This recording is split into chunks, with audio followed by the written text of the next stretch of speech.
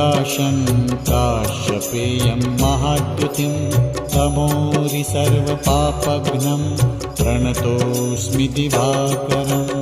ॐ ह्रां ह्रीं ह्रौं स्वः सूर्याय नमः। ॐ ह्रां ह्रीं ह्रौं स्वः सूर्याय नमः। जपाकुसुमसङ्काशं काश्यपेयं महाद्युतिं तमोरि सर्वपापघ्नं प्रणतोऽस्मि दिवाकरम्।